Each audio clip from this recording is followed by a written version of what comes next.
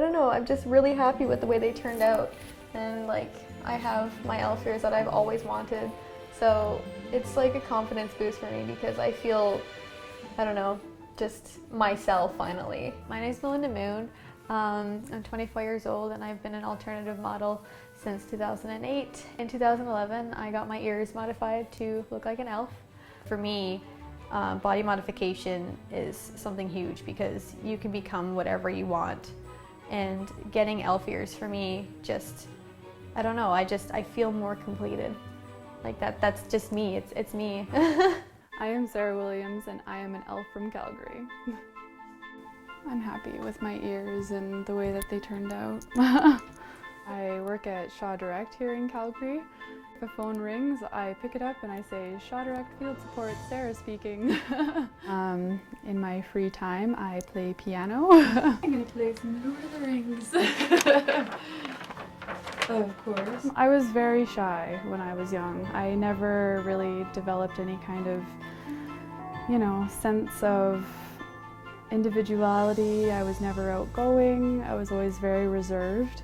And only within the past couple of years, I kind of just started to be myself and be a little bit more accepting of who I am. What we do is we clean and mark the ear, and by marking, what I do is I find my starting and ending point. Then what I do is basically going in with the scalpel. I make a few little incisions and slowly work my way through, massaging the ear, manipulating it a little bit.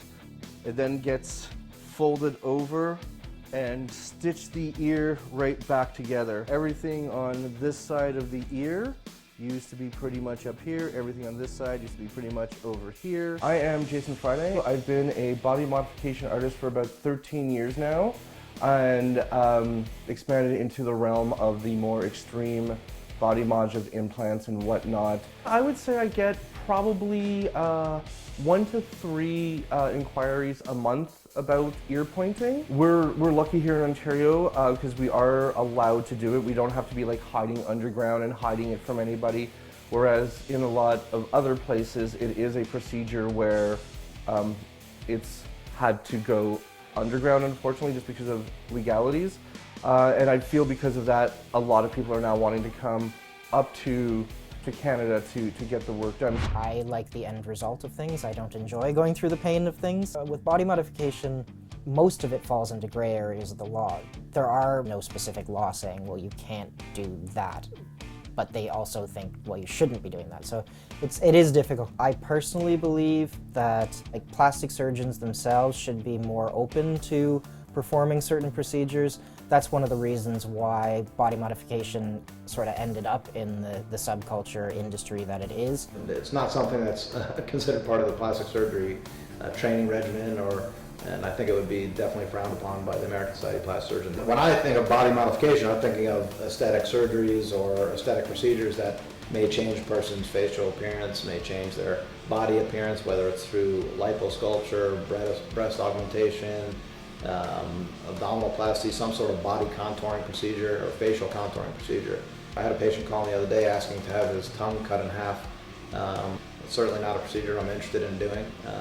I would really consider that a mutilation of the body, not any kind of aesthetic enhancement. So I wouldn't give him advice one way or the other. The fact that people getting breast implants is totally okay, but you get a subtle ear pointing or you get a modification, a silicone implant of a shape inside of you, you're suddenly this huge freak and something's wrong with you.